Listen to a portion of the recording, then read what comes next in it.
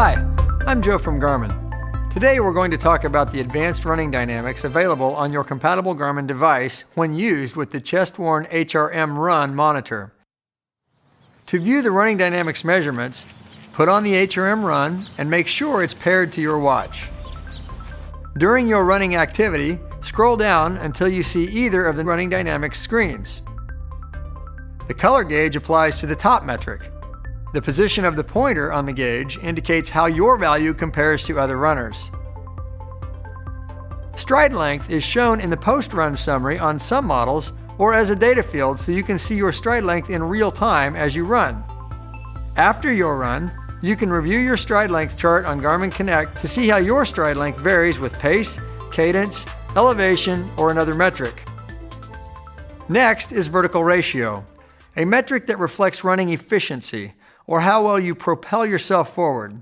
By the numbers, vertical ratio is your vertical oscillation, or amount of bounce, divided by stride length, expressed as a percent.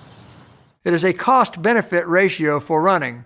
Stride length is the distance traveled horizontally. It is the benefit. This horizontal travel requires some amount of vertical motion that is not moving you toward your destination. It is the cost of traveling forward.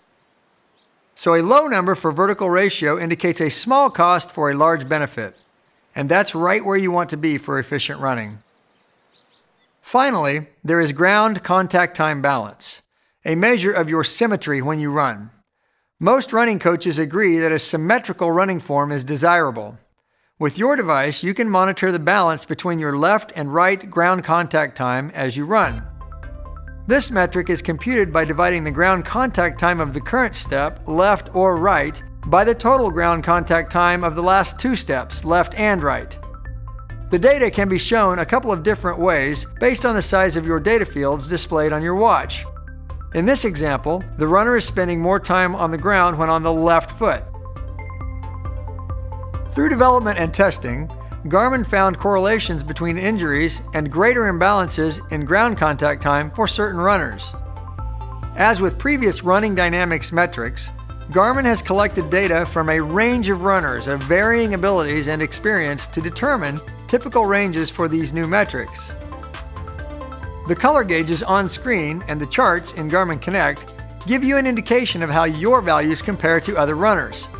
Select the question mark next to the charts on Garmin Connect for more information about the color gauges and to see how you compare to other runners.